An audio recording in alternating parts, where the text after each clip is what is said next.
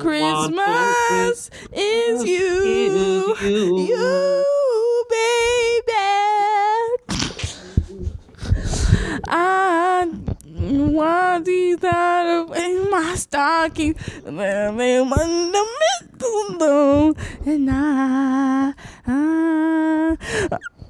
I want for Christmas is you, yeah.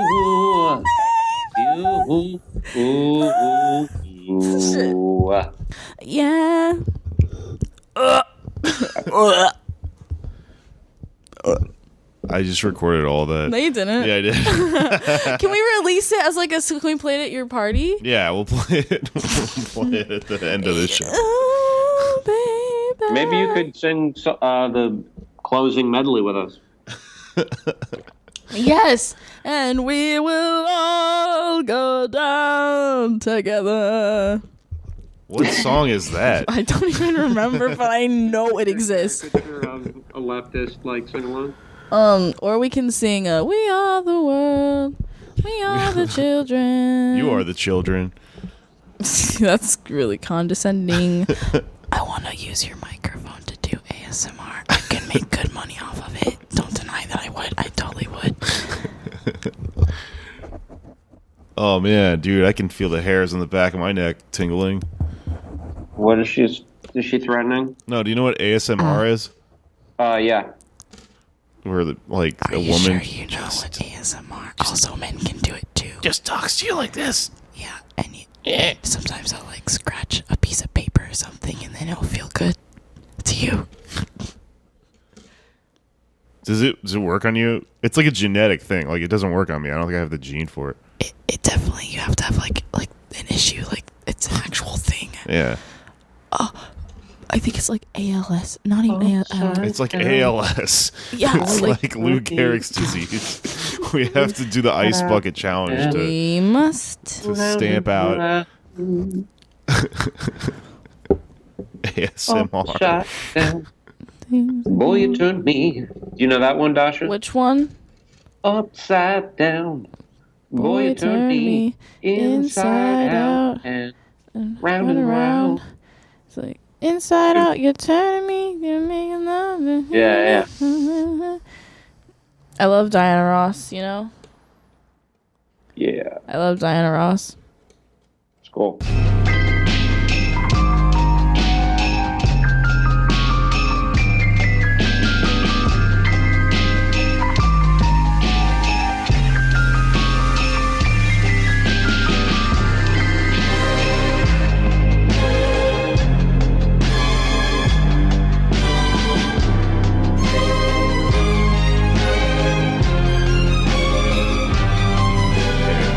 I'm gonna put the Succession music in at the beginning of the episode. Oh, it's such a long intro. Yeah, it's just gonna be like a minute and a half of like. Also, is your shirt like a communist Bugs Bunny with like an anarchist Taz? That's exactly what it is. It's Really? Lonnie Tunes from Street Fight.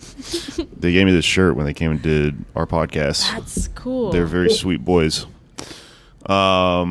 Yeah, they're radicalized copyright infringement Looney Tunes, which is a sacred practice of my people. If you've seen my dumb jokes. Hello, motherfuckers. Welcome to Pod Damn America, the especially Halloween-y October Gothic Socialist podcast for dumbass motherfuckers like you and me. Hi, welcome to the show. I'm Jake Flores, returning guest, the young Dasha. Welcome back. Hi, thank you so much for this honor. I can't breathe. Hashtag I can't breathe. Oh, okay. That was your kind of your catchphrase from last time. Oh. You're a highly requested return guest, which was not difficult for me to pull off considering you're my roommate. That's a good one. You're right next to me. No, I've been gone. I've been gone for a month. He has. And also Skyping in from our fucking secret mole headquarters in Washington, D.C., Anders Lee. Welcome back to the show. Yo, Anders Lee here. Skyping in from foreign property. Skyping in from Jesse Ventura's bunker with his son or whatever. Basically. Okay, so guess here's the deal, guys. Alex is dead, and it's up to us three to decide who takes over his network, his Fortune CEO thing. It's just like Succession, guys. I want to jack off on the window. I think that's Sanders. I think he's the jack off on the window guy. Rory Culkin or Roman? Kieran Culkin? Yes. Or Kerry Culkin, yeah. Wait, how many Culkins are there? I don't know, but they all have those weird Buscemi eyes. They do. Yeah. I thought it was Macaulay Culkin for a minute. That's ignorant as hell. I know. I thought it was him because this is fucked up. My theory on Macaulay Culkin is he says that Michael Jackson didn't molest him, but he's got those really intense like bags under his eyes that like looks like he's seen a ghost. And I kind of thought that's what that was, but then Kieran Culkin has him too. So I think it's just genetically, they just both have those weird intense eyes. Culkin bags. They are. Culkin bags. Culkin bags. I guess you would be Shiv, Dasha? Because I'm a woman? That's just what I'm going on here. That's really dumb. Actually, you were more of the Kieran Culkin guy. Yeah, maybe I am. He's insane. Maybe I am. Which one do you feel like? I definitely feel like Roman, Kieran Culkin. Have you guys met? You said you're 4 episodes in? Uh-huh. Yeah, I just started. So have you met Gil yet? No, from The Simpsons. No, there's a character who's based on Bernie. Oh, yeah. Straight up. So I got as far as Shiv is like, she's in politics, and then she knows a guy who's in the Bernie campaign, essentially. And I picked up pretty quick on what they were doing, but I have not. He hasn't been on screen yet. Right. He's a much more subtle version than the real thing. But I still find myself getting frustrated watching it because sometimes he'll make like a shady deal and I'll just be like, the real Bernie would not do that shit. That's fucked up, Anders. That's funny. We're supposed to watch this stuff to escape. I know. But it sucks us right back in. Yeah. It sucks us. It sucks us. Succession. So yeah, I made it when we started watching it, my girlfriend is very mad at me because I kept calling it Suck Dick Chin. That's even better. The more I say it, the more angry with me she gets. That's really I think funny. I can catch on. Suck Dick Chin. That's very clever wordplay, man. Suck Cousin sex Greg chin. is really hot. Really? Oh He's yeah. really Kinda hot. That's the reason I started watching the show. You like the young twink guys. Well, he's 31. I guess that could. I do. He looks like a dopey I like young man. hairless, non-threatening, tall men. It's normal for your age, I'd suppose. Yeah. Yeah. Being 15 But is like really you're hard. post. I thought your generation was like post that. You're post Michael Cera fucking meeting. Oh no. Maybe others, not I. Like what the fuck? That's all. Oh no, that's my type. Is Michael I Cera thought we had hot? outlasted No, that trope. but like, I've thought about this a lot. Like, if I was ever in a situation and stuff happened, I wouldn't really be like, ew. Yeah. Okay. That's a compliment for him, I suppose. Yeah, If a woman said that about me, I'd take it. I'd be like, all right. same. That's every. That still feels moment good. That's every time I've gotten laid is someone who's like not quite like you, but they've been, it's a willing. living. I'm right with you, brother. Yeah. These chicks, what's wrong with them? They're so stupid. Is Succession about was it Rupert Murdoch or something? Kinda, yeah. I think the main Logan is sort of like an amalgam of Rupert Murdoch and I don't know, someone else. Rupert Murdoch's just Australian though, right? Or is he British? Or did he just went to what? No, I think he's Australian. I think he's Australian. Or at least he's lived there for a long time. Yeah. Yeah, I think it's sort of mostly based on him. But they did a good job developing the character. They made it so he comes from Scotland, Canada, and yeah, it's an interesting backstory. The one thing I noticed is the sort of motif in the show is everybody has a different way of saying "fuck off." That's my favorite thing. We were just talking about that. Yeah. Every argument, every intense line of dialogue ends with "fuck off." Fuck off. Yeah. He like barks it like "fuck off," but then like Roman will be like "fuck off," and then Kendall always says it like he says the words "fuck off," but the intention behind the words is always like, "No, I want this. No, stay." He'll be like, "Fuck off." I'm like, keep talking to me. You know? He's really pathetic. He's always very defeated. He's always like, "Oh, fuck off." Yeah. Wait, did Kendall jack off on the window, or was it Roman? No, that was Roman. Oh, thank God. I thought I embarrassed myself. That was sorry. old Culkin bags. Jacked off on the window. Dude, that is so Would funny. you do that, Dasha? That's an inappropriate question. No, I'm it's sorry. not. No, she's But, of age. I can answer I'm that. allegedly an adult. Would you do that? Happy birthday. How would you go about that? Onto a window. Okay. Maybe that you don't have to answer that. I but- would do it. I would get the job done, and then maybe I would just like try to get up on there. Would you be in a chair? No. I should, and then I could just like scoot up to it and then put my snail trail all over I'm it. upset at myself for going down this rabbit No, hole. that's but like creative thinking. You know, you're No, like yeah. making me think. Let's turn the yeah, I podcast into can't Howard control Stern. This is. Anders is on the Sebian.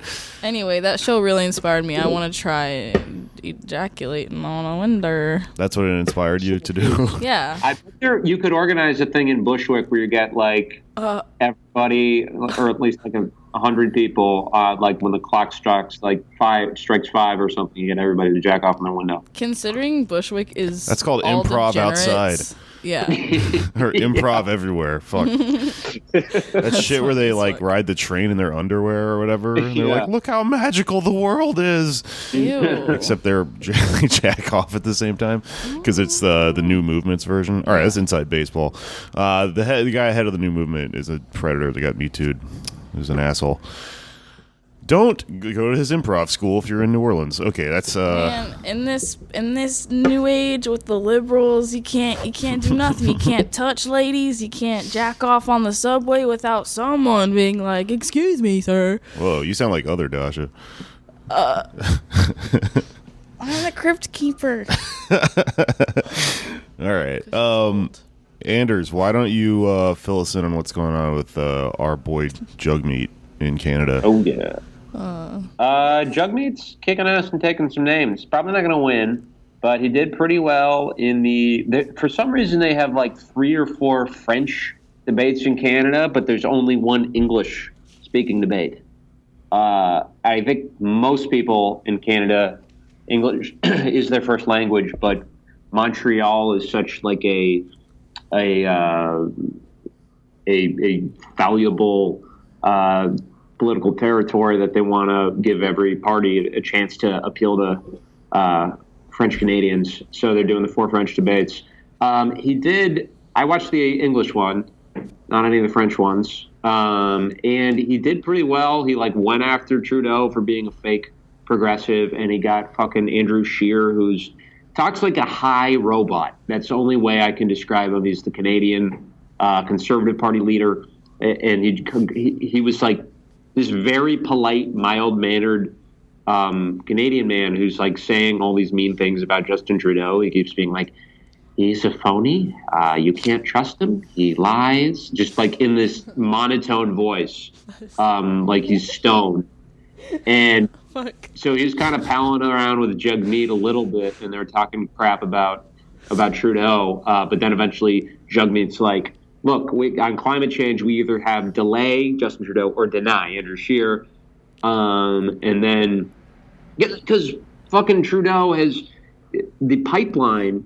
I didn't know this, but I actually did a full disclosure, a segment this week on RT about this. But there's a pipeline that was going through Alberta, or the Trans Mountain Pipeline. I forget which province it was, and the company shut it down because there had been years of just like direct actions and lawsuits against it. So the company was like, fuck this, it's not worth it. And then Trudeau, who got in there, he's supposed to be fixing the climate, he bought it with Canadian tax dollars. Was he wearing blackface at the time? Yeah, it was oil. Yeah. It's covered in oil, and he handed over a sack of money. This is how important oil production is to Canada. No, but like his solution is to take the money from the pipeline and invest it in planting trees. He wants to plant 1 billion trees. That's his plan. Yeah. Nothing about investing in like solar power and stuff like that, which Jagmeet is talking about. So he's been up in the polls since then, and I think it was today he got asked this question about clean water in indigenous communities, because that's a big problem. And the reporter was basically like, well, how can you pay for that? And he's basically like, okay, picture this. There is shit coming out of the faucets of Toronto. Is your first question, how are we going to find a place in the budget to fix this?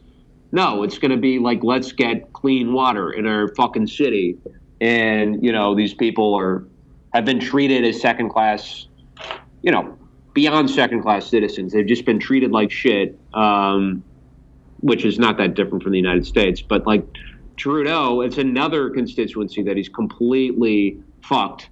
Like he told them he was going to sign on to this UN declaration for like indigenous rights that would give them like nation status. So when bargaining with Canada, with the Canadian government, they would be treated like an equal country.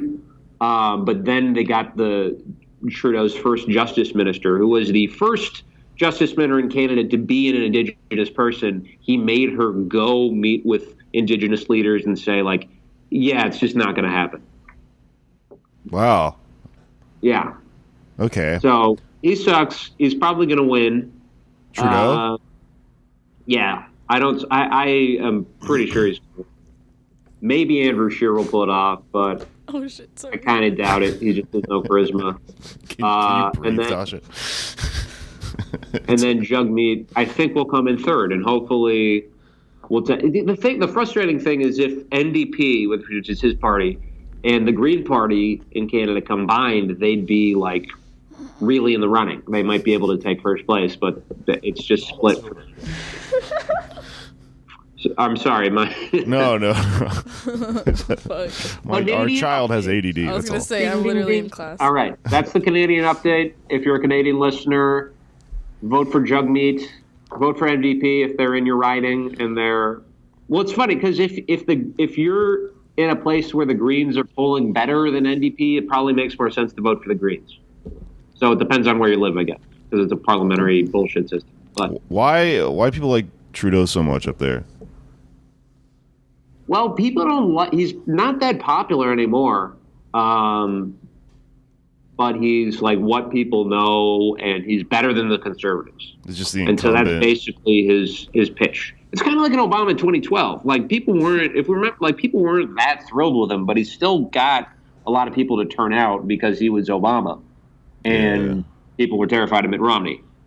Who for like a lot of voters back then was even worse than they saw Trump in 2016. People in like small towns and stuff. Oh yeah, I mean, remember when Romney got like caught just like giving the penguin speech from the second Batman, or basically it was just like, yeah, we'll fucking eat him alive, you know?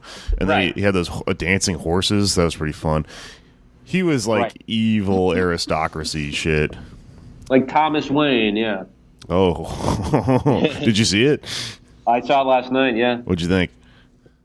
I thought it was good. I thought it was great, man. I think and people just have internet brains about it, and they're just like, you know what it is. Even leftists like let liberals kind of make that like inform them how they were supposed to feel about this movie. I think because all the narratives and shit from Twitter were, just from like liberal like people that write about TV and stuff. Who are, got internet brains about how it's gonna it's gonna be the end of the world when this movie comes out. Right. It's not. Well, yeah, and it's we could. I don't have much original to say on it, but I think there will be a lot less violence than people expect surrounding this movie. So far, that doesn't really seem like there's been any. We talked about it on Why You Mad, so if you want to listen to the whole thing about it, it comes out next Monday. Yeah. Nice name drop. My own name. This is an opportunity for people who are hurting and people who are, in many ways, comfortable and privileged, but who still have serious issues to go in and sort of reconcile those things.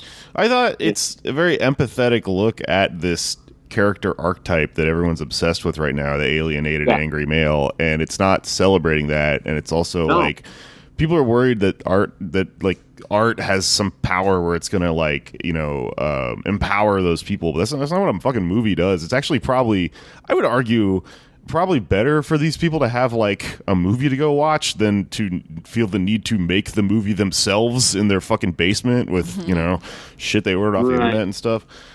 Little mangled Barbie dolls that they've fucking gone Sid from Toy Story on. Well, it's just it's like metal music all over again from the 90s when people were like, don't let them listen to this dangerous music because it'll cause them to be even more violent. It's like, it probably caused them to be like less because, otherwise they wouldn't have an outlet for all this anger and shit, I don't remember that. I don't think I was around for that because you're old. When was the first time you heard Marilyn Manson, Dasha? Never. Like 2004. Grow up. There was a whole thing in the 90s about him. All I knew about him when I was a kid was he got his ribs removed to suck his own dick. He could suck his own dick, and that's exactly what's going to happen with the Joker people. That's how that's the end of the incel story, is that you get your rib removed and you can suck your own dick. Right, you learn to fillet yourself. Yeah. I mean, the other thing about that movie is like the people he was targeting were kind of like he was punching up. It was a left movie, man. Yeah, he was betrayed by the deinstitutionalization thing that we talked about on this fucking show. The Reagan gutting of the mental health services, and then he went he was bummed out by it, and then and then he attacked rich people. And it's not like he was going around trying to kill Rihanna or something. Like he was after the mayor, or Thomas Wayne and De Niro being the talk show. By the way, Rihanna endorsed Jagmeet Singh in the Canadian election. Shout out. Cool. And also a movie I would recommend, which was like intentionally very deeply similar to this, is The Last King of Comedy.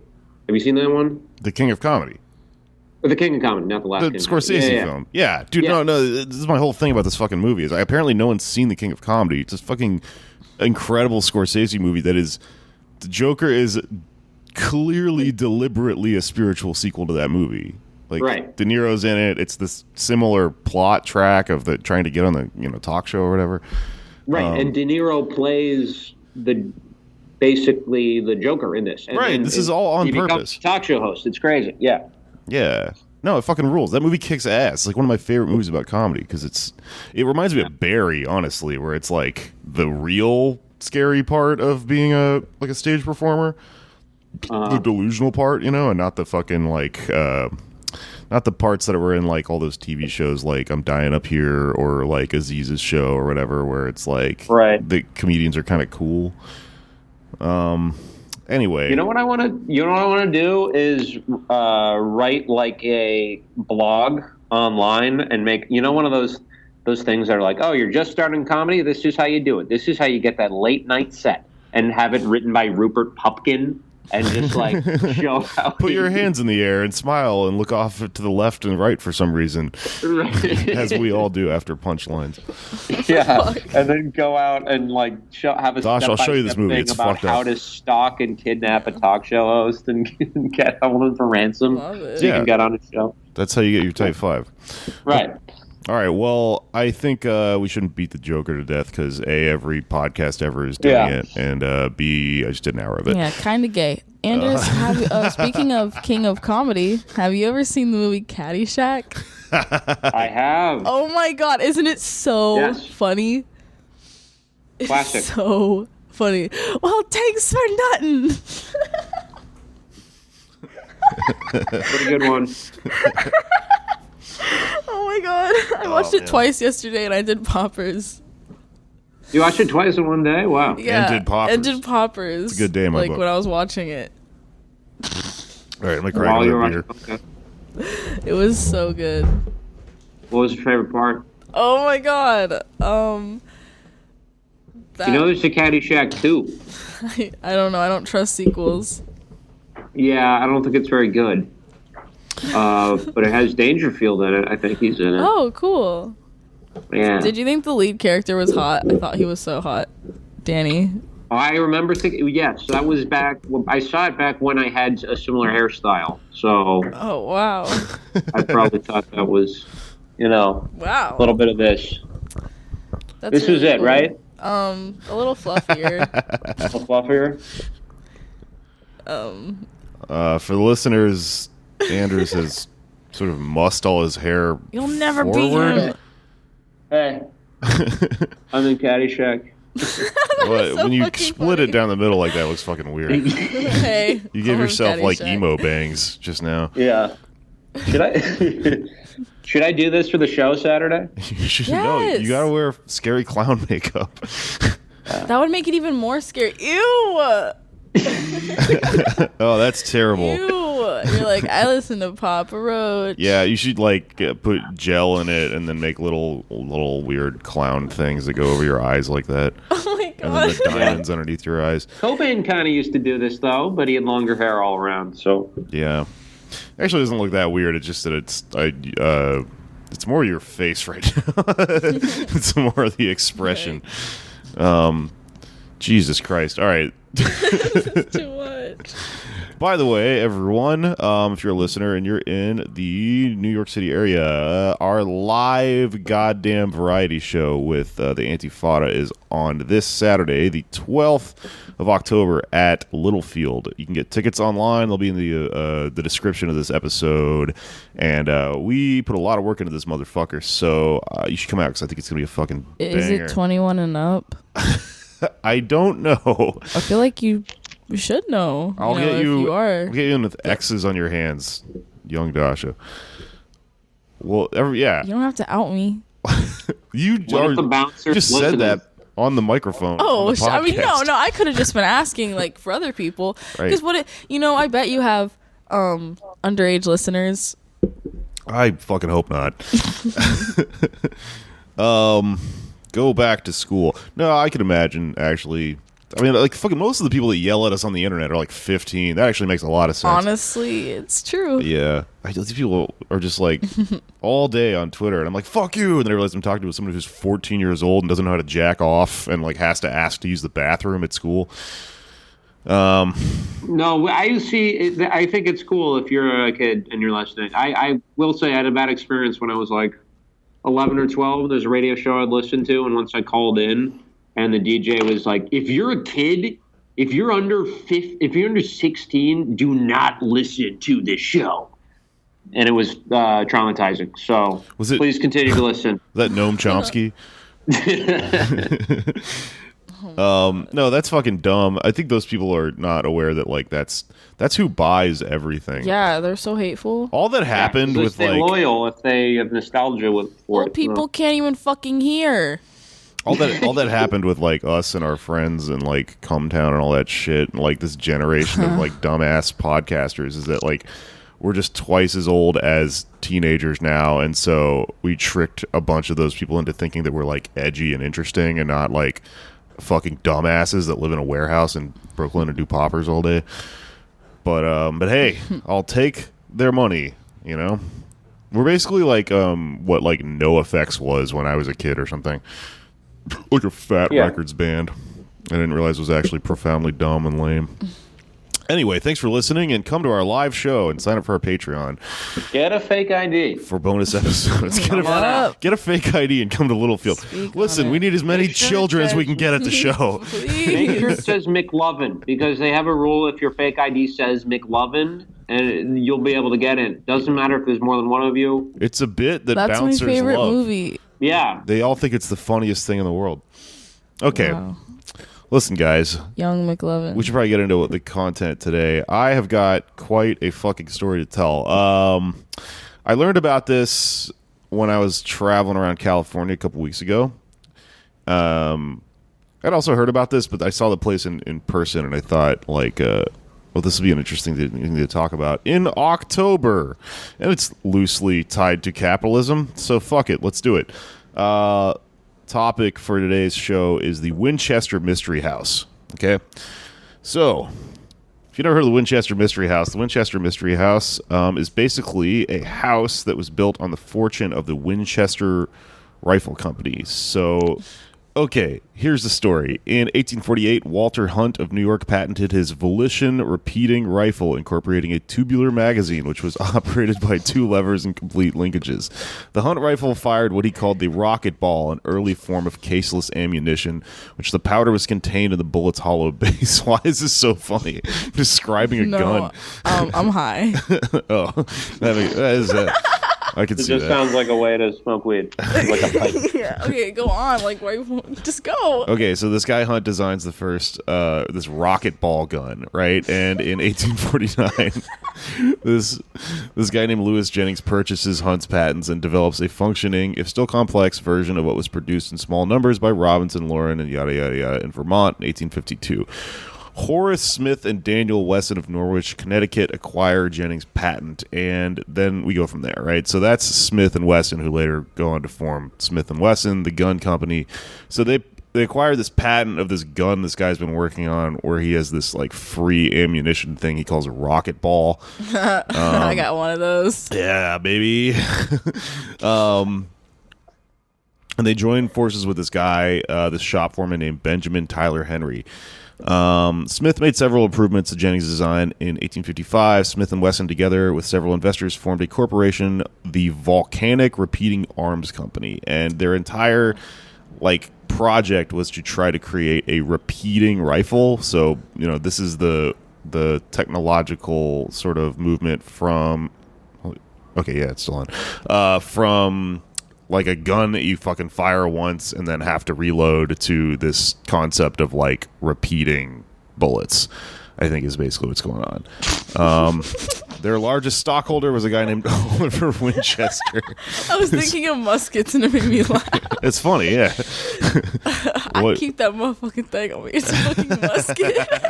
What, is that like a meme or something? No, it's just like a funny thought that I just had. Something your brain produced. Like people are like, I keep that motherfucking thing on me, which means like a gun, like you keep a gun on you. Yeah. It's like that, but a musket. But it's like, Bugs Bunny a whole with ass his musket. Don't bring him into this. No, why not? You don't like him? No, I mean, I don't really like commies, and I'm looking at your shirt right now, and he's fucking... Oh, I forgot he was on my shirt. Yeah. Also, you like commies. No, I don't. You live with a bunch of them. I said comedies, and you misheard me. Oh, that's fair. Like Caddyshack. Everyone, please watch Caddyshack. It's so funny. You said you didn't like it. What? No, I did like it. Why are you gaslighting me? Anyway, Okay. Back on track. So Oliver... Do some more podcasts and then you got anything to plug, Dasha? Yeah, I'd like everybody to check out Caddyshack. That is for sure going to be the plug. I'm such a clown. Fuck Chevy Chase. Oh, man. He's an asshole. He's such a cunt. Yeah. But I guess he was funny in those movies back then. I don't really give a shit about 70s comedies. I know you're supposed to. Okay. Any other hateful opinions you just want to fucking spew? I'll watch it. I'm sure it's good. I just fucking... Whenever people are like, you want to be a comedian, but you haven't watched Sam Kinison and seen, like, Groundhog's Day, I'm just like, this sounds like fucking homework. And it's like... That's not the shit that I find funny. It's just like old man shit. Caddyshack is kind of timeless, and it's not old man comedy. That's funny that you're saying you're not into old man comedy. This is ironic because I'm 100 years old. You are. Yeah. Oh. All right. From the Dark Crystal. I'll watch Caddyshack. You're like a fucking puppet from the Dark Crystal, bitch. Yeah. I should put that on a shirt. You should. You're a fucking puppet.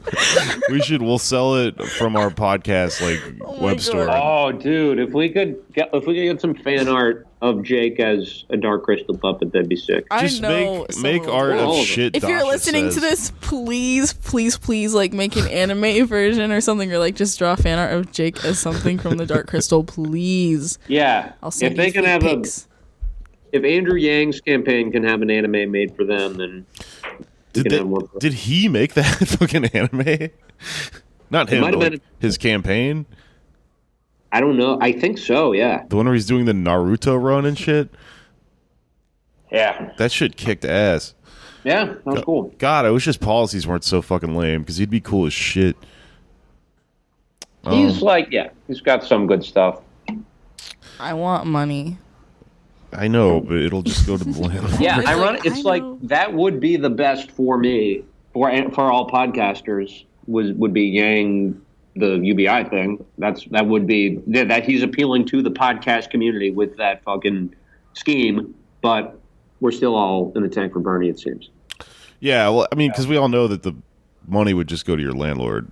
Like, the rent would just get raised. But, I mean, it's appealing what he's offering, which is essentially like a Patreon for everyone in America. We already have Yang UBI with the Patreon, basically. Yeah. Like, in exchange, you don't have to pay taxes, but if you opt for that, then you will have to make more content for the federal government. God. No, I'm out. Okay, so basically this group of people, this you can track the sort of people that have worked on these rifles and the way the patents have moved around. Eventually, it ends up that Oliver Winchester is the guy who is sort of in control of the patent when they develop the Winchester rifle, the famous Winchester. It's an improvement on this thing called the Henry. Benjamin Henry continued to work on Smith's cartridge concept and perfected the much larger, more powerful .44 Henry cartridge. Henry also supervised the redesign of the rifle to use the new ammunition, retaining only the general form of the breech mechanism and the tubular magazine. This became the Henry rifle of 1860, which was manufactured by the New Haven Arms Company and used in considerable numbers by certain Union Army units in the Civil War. So, this company creates the Henry rifle in 1860, sells it to like a number of factions within the Union, but not like all of them, but this is where they received their first major success, right? You sell it to the Union during the Civil War. Confederates, their enemies, called the Henry rifle, quote, that damn Yankee rifle they load on Sunday and shoot all week. Some old Civil War fucking lame humor. That was my yearbook quote. Oh, yeah. And basically this is the first rifle that you can just like fucking load up and then just keep shooting, and it's not like a musket situation. All right. Okay, so the 1873 is a couple of advancements down the road. It's just a perfection on this concept of the repeating rifle, and it eventually becomes the one that like pops off and they sell to a lot of people who are quote unquote like expanding westward or whatever, killing Indians, right? So the Model 1873 is known as the gun that won the West, and basically it won it by killing a bunch of Indians. So the reason that the Winchester rifle, quote unquote, won the West is that having a rifle you didn't need to constantly reload revolutionized the ability. People had to fire from horseback, so that's how they killed a bunch of Indians, and that's pretty much what tilted everything, further in the direction of the colonizers, right? There are stories about Indians taking Winchesters from defeated white men, but obviously the supply was coming from Whitey. Something that's kind of interesting is that when Winchester rifles were booming, they sold rifles to Maximilian, the French Emperor of Mexico at the time, and also to Turkey to fight against Russia. So they were selling guns left and right, and after they sort of weren't any longer able to capitalize on war after like World War II and shit, they attempted to just start making like ice skates and like roller skates and knives and weird shit for around the house. I went to the museum and there's a bunch of this crap on display, but it's like they can never really get the weird gun culture out of them. So there's also like targets of just like, it'll be like a squirrel with like 7 rings around it, like sniper style, and like 100 points if you'd hit it in the heart, 70 if you only hit it in the head.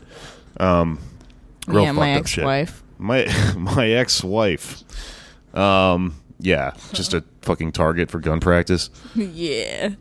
Anyway. So, if you've ever seen Room 273, it's a great documentary about The Shining, and they go through like a bunch of different weird online conspiracy theories about what what people think The Shining is about.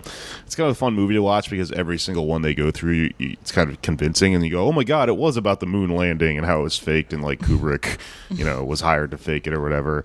Yada yada yada. There's like a million different weird theories, but the one of them that is probably the most convincing and also the least like conspiratorial is just that it's thematically about the murder of the the American Indians. Essentially, there's all this like American Indian like patterns and stuff on like the jars of food in the closet when they end up getting trapped in the food storage closet.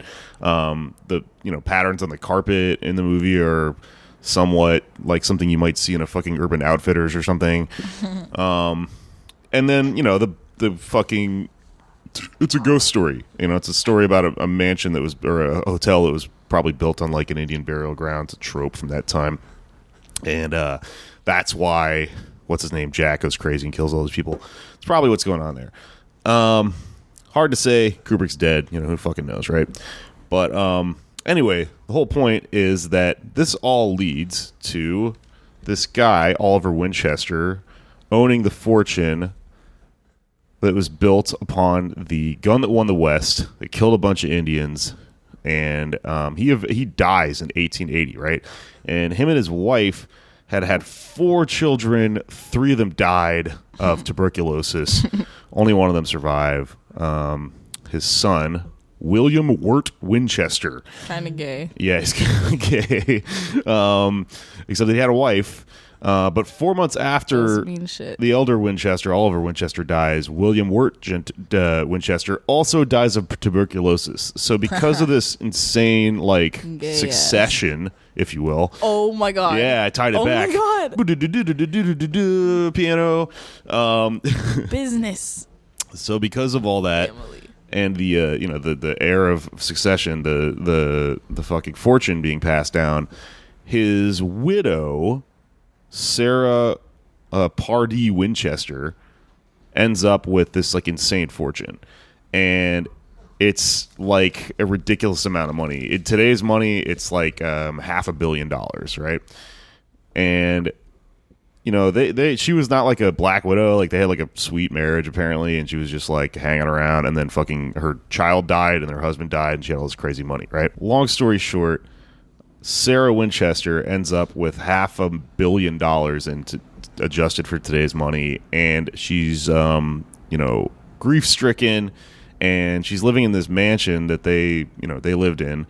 And at the time, spiritualism was very popular, so I guess like religious sort of practice in this country has ebbed and flowed over the years. And so what era was this again? This is, let me put a year to it. Okay, actually, that's a good question. Her father-in-law died in 1880, and her husband, William, died of tuberculosis in March of 1881, so the next year.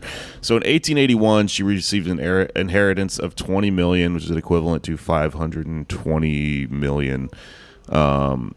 In addition, she received approximately 50% ownership of the Winchester Company and an income of $1,000 a day, which is equal to about $26,000 a day in 2018. So she got fucking filthy stinking rich, right? And this is an antebellum Southern California, I guess. That's probably not that close to the war. They were just profiting off of it. But the point being, spiritualism was still something that was really popular around this time, like in the late 1800s. But Mary Todd Lincoln was really famously into going to like what's called like spirit board readings, which is essentially a Ouija board. After Lincoln died, she got kind of addicted to him and blew a bunch of the family's money on just going and trying to talk to Abraham Lincoln after he was dead.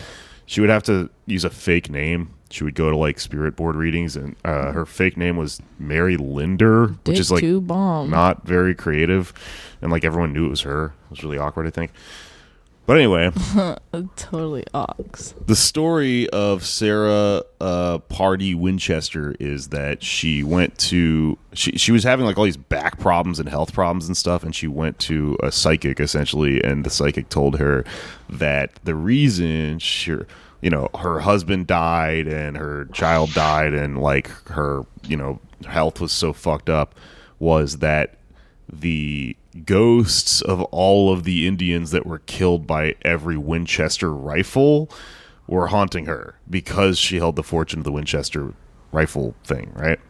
So what she did, instead of, I guess, like getting rid of the money, is that she just spent all the money throughout the rest of her life adding like extra shit onto the house.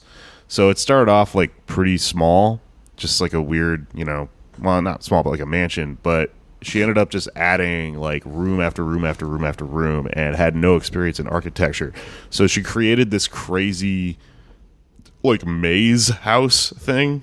You ever seen the episode of The Simpsons where a hurricane hits Ned Flanders' house and then they have to rebuild it, but none of them know how to build shit? So there's just like staircases that go up into the ceiling and shit and like weird kind of twisty hallways and stuff.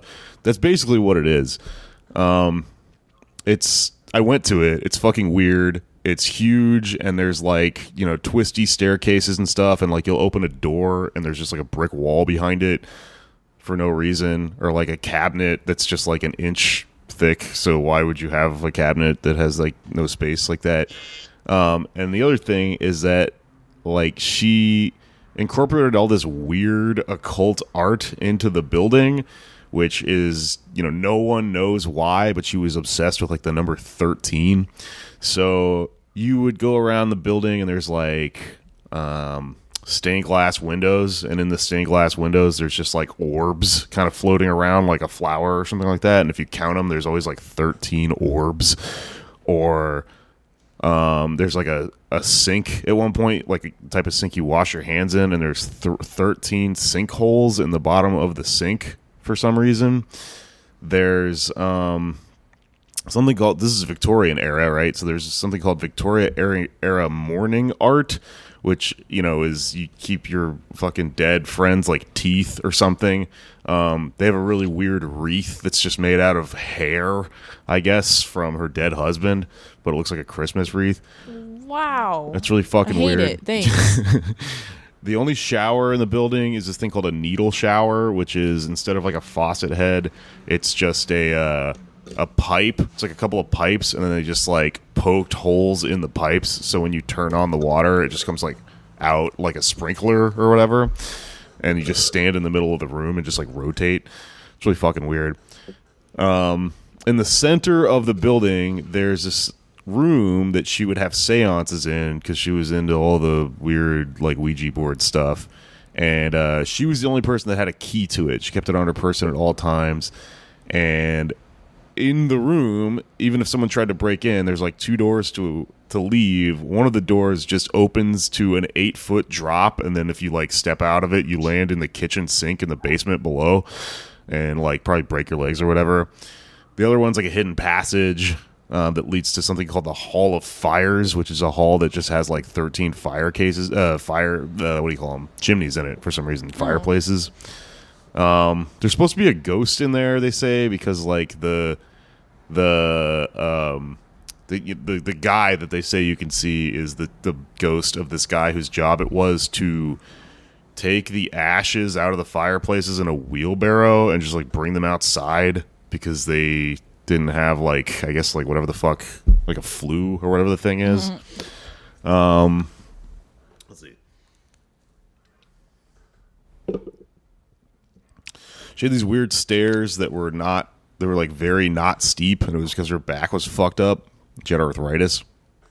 So most of the staircases that were like really, really, they're called easy riders. They were like really long, and just like the drop off was only like a couple inches, would be 7 to 11 stairs or something. It was there's like a theory that the reason that they were all 7 and 11 has something to do with 7-Eleven, the gas station. The gas station, yeah.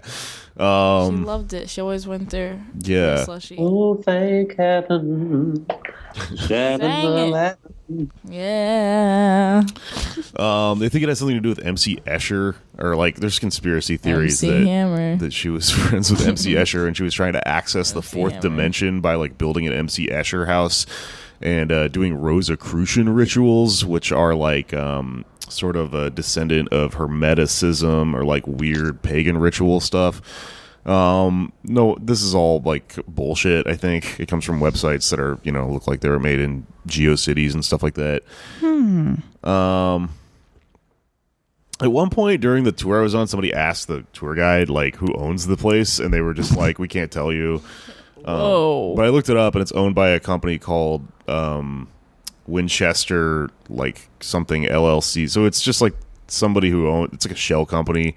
I think they're just like making as much money off the house as possible, and a lot of this is probably bullshit because there was also like a haunted house just exhibit in the place while we were there, and people kept going like, is that glow-in-the-dark pumpkin part of the Winchester mystery? And they were like, no, it's just for like laser tag, which is the thing that happens after this.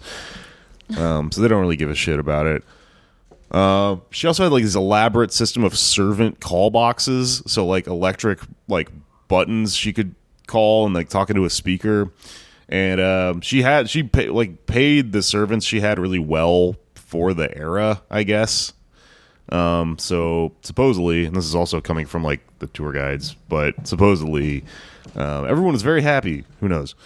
There's also a giant spire that was like damaged during an earthquake in 1906. So the earthquake in 1906 went from Oakland all the way down to like downtown Los Angeles and just like broke up a shit ton of buildings on the West Coast. She so like this weird fucking church spire thing on her building came crashing down and like crashed into the courtyard. It's pretty cool. She got sealed in a room, and then after that she freaked out and had like 50 of the other rooms sealed off because she thought she had gone like too far building all these other crazy rooms and stuff. There's all these instances of the number 13. There's a door next to that spire that drops off into the garden. It's a 13-foot drop. There's all these stained glass windows with daisies. She was obsessed with daisies for some reason. They all have like 13 petals. Let's see. After they rebuilt the building, the chimneys would just go up to the ceiling. So if you like lit fires in them, it would have burned down the building, but they just didn't use them or whatever. Do we know what it was about 13?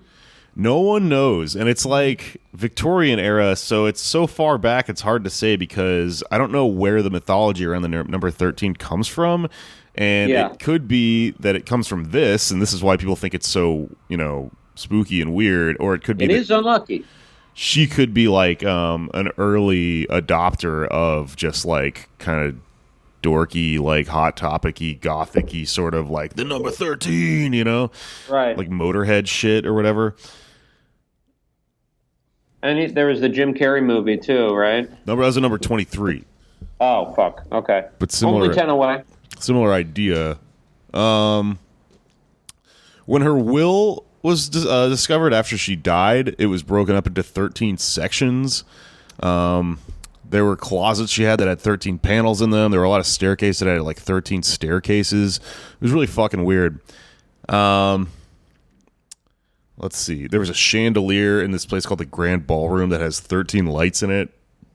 And then the Grand Ballroom's interesting because it's in a couple of movies. Josh, what is that? Are you negging me? It's a microphone. Negging? I don't know. She's doing wonder shows. Using it as she's poking the camera with it. It's very suggestive. No, it's for you to like speak into, you dunce. Oh, am I not being picked up? No, it's just a silly little joke. She's just high on marijuana. Okay, can you not expose me? Marijuana. You don't know Attention, police. What I am. My underage roommate is high on marijuana. She smoked it out of a Winchester pistol. That is a musket. In the ballroom, so I guess one of the weirdest things in the whole building is that she's in this grand ballroom she's got, which has been replicated in a couple of weird like horror movies. Is this stained glass window that has two sides to it and two quotes. One of them reads, "Suck dick, get money." Let me make sure I get it right because I wrote down in my notes and then I also have it. Like, it says, "Suck dick, get money." Yes. And then the other one said, "Caddyshack is a fine film." God damn it! Where is it? My gosh. Oh my gosh! Anders, can you like cut it with the attitude, please? Cut it with attitude. Yeah, cut it with the attitude. Yo, fuck this gun. I'm more of a Smith and Wesson type of bitch. No, they made the gun. Oh, they made that gun too? Well, they made the company that eventually they made New Haven Arms, which eventually made. So they're like Winchester a gun rifle. monopoly. Yeah. I prefer Chutes and Ladders. Nice. Okay, so the stained glass window in the grand ballroom reads, "Wide unclasp the tables of their thoughts," and then the second part reads, these same thoughts people this little world." And those are two different lines from two different Shakespeare plays. One of them being the first one being Troilus and Cressida, and the other one being Richard II. So both gay plays and no one cares about. That's right. Yeah, fuck yeah. Beat us for quiz. Hell yeah. Take that, Anders. Yeah. Okay. And all of us. Pete Buttigieg has a new plan for theater. Does he really? That's so funny. He looks like a rat. Saving the theater. Ew. My 10-point plan in saving theater. Literally, this is why gay people can't be politicians. Whoa. Fuck yeah. Drag them, Dasha. So no one knows what these two, like, this mashup of Shakespeare quotes means. It looks pretty cool, but all the tour guides at the place are just like, I don't know, like, it's a mystery. Give me more money.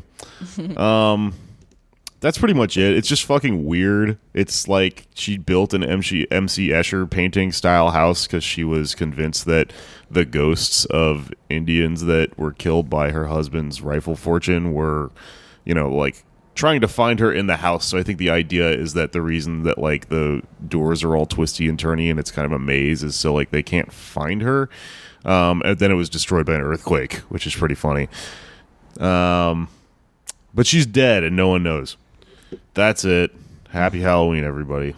Happy Halloween. So what was the house like? It was fucking weird, man. It was huge. If you look at pictures of it from overhead, it's just like, it looks like a Fortnite game that like someone just fucked up real bad and kept adding shit onto. It's like not set up very elegantly at all. Each edition looks like its own new little weird, house thing just smashed onto it. Yeah. It was fucking cool. Cool. And it's in San Jose? San Jose. Anders. Yeah. San Jose and the Pussycats. Yeah, dude. I was thinking that, funnily enough. I was thinking that too. Damn. You were thinking that? We're all dumb as shit. Great minds. Think alike. Whoa. Great minds, sweep alike. Were you also thinking that? No. Good. I was thinking about the government. Wait, I was sitting on the pavement. Look about the government. Oh my God, you know him? You know Bob Dylan? You've heard Bob Dylan? You've heard of the most famous American songwriter of all time? God. You're so cool. Isn't he so hot? Yeah. Is he? I thought he was out right now. Out? Yeah, I have a theory that there's like 8-year cycles of Bob Dylan being cool or not cool, and we're in kind of an out cycle. Do you think he's gonna come back man. and I think we're in the. I think we're in the. Yeah, it happens like every 8 years. I'm not gay, man. Yeah. Would you kiss Bob Dylan in 1964? 65? Oh yeah, yeah. See, this guy gets it. He's comfortable with himself, and he knows that Bob Dylan was a total fox. Yeah. I would do it. I would kiss Bob Dylan. Would you? I think it'd be funny because he'd be like, "I'm not gay, man. What are you doing?" Yeah. He probably had another word for it then. He would hit me with his guitar. I want him to whack me with his guitar so bad and knock me out. That's fucked up. Well, what about you, Anders? What do you want him to do to you? I want him to play his guitar for me and smoke a joint with him and maybe play with each other's peckers. Honestly, I understand. That's exactly how I feel. I want to get "This machine kills fascists" tattooed on my dick. but then I run out of space because my dick's not that big. Can't relate, brother. Oh my god, ew. The fact that I just said that. Brother. We visited Woody Guthrie in the hospital bed, so maybe you give him a handy under the covers. Oh my god. We can only imagine. You are so smart. And I'm really impressed that you knew that. That's what so cool. This Land Is Your Land is about. I can't believe I never did this, but I always wanted to go, when I lived in New York, I always wanted to go to the old house on Mermaid Avenue where they found all the old Woody Guthrie songs. I think Bob Dylan went there too. Oh, cool. Like the island. There is all this cool shit here. I found... Take me to the songhouse on Mermaid Street. Is that the street or whatever the fuck? Avenue. It's in Avenue. Take me to the songhouse on Mermaid Avenue. I found broken. Fry's old house from Futurama. Oh my god, we got it. Wait, what? Did I ever tell you about this? Are you happy? Yeah. No, is that real? Cool. I thought that was an animated show. Right. Okay. So in the show, whenever they do flashbacks to Fry's house when he was growing up in New York, it's always this dumpy house, like kind of out in in Brooklyn somewhere, right? And so it's a sketch. It's like based on a real house, which is the animator who drew that part of the show drew his own home, which is in Flatbush. And I used to work near it, so I went and looked at it and took a picture, and it's like, yeah, you put it right next to the frame in the show, and that's the house. And so there's always no, it's a flashback. It's from the flashback when he's when it's now or whatever, like normal days, or the 90s, and then when they flash forward, it's been just dilapidated and demolished or whatever. Right, but it's cool. You can go see Fry's house. And the people that'll live there are very annoyed. Tell them to go the fuck up. Dasha, do you want to plug Caddyshack? Mm-hmm. Everyone go stream Caddyshack on Netflix. I can't endorse Caddyshack 2 because I haven't seen it. So hold off on that. But anyway, Caddyshack. Wait, you haven't seen it? You say you just watched it twice in one day? I watched Caddyshack twice one day, not the second one. I'm saying I will not say you should watch the second one too because I haven't seen it. And what if it's bad? I don't want to tell people to watch a bad movie. But Caddyshack, trademark sign, is really good and it's so fucking funny. It's so funny, and not even I don't know what this guy was talking about. Oh, it's old people comedy. It's like Groundhog's Day. No, it's not. No, it's not. It's literally good. It's good. I'm sure it's good. I hate fucking literally every movie until I watch it, and then I think it's the coolest shit ever. Yeah. Also, I bet. Yeah, Succession. Succession. Yeah, I thought that was really funny. I thought it was funny to call it Succession because it sounds like our friend's struggle session. It's a podcast we're friends with, but it's Succession. It also just sounds like like a session of sucking. It's funny. It's funny. I know you know about that. yeah, bitch. Anders, do you want to plug anything? Yeah, check out Redacted Tonight. It's on YouTube, and my latest segment is kind of about some stuff we talked about on the show, eugenics. It's about Succession. It's just about how it's a good show and you should check it out. No, it's about political science and how the roots of political science as a field of study are founded in racism and Jim Crow era racism. But it's, comedy show. So check it out on YouTube, Redacted Tonight, on the RT network, if you got a TV. And @Anders Lee here on Twitter. Cool. I would like to plug, I guess, the Joker movie. You should go watch a Joker movie. It's good. What about me? And Why you got to kill me? what are you singing? I'm Alright by Kenny Loggins from the motion picture film Caddyshack. Nice. It was like the outro music, you know. I'm like, Oh, yeah. you know, and you're saying your bit. Yeah, we'll fade whatever. you. I'll fade in you singing that as the outro music. Sign up for our Patreon to hear all our bonus shit and to support the show. And we will be selling merch online soon, so look out for the whatever the fuck Dasha said earlier about me being from the Dark Crystal. We'll put that on a shirt. You fucking look like you're a puppet. From Most Dark importantly, this Saturday, the 12th, at Littlefield, New York, come get a ticket to the live show we're doing with the Antifada, the goth socialist variety hour, where there's going to be our normal podcast shit and also like weird games and songs and shit.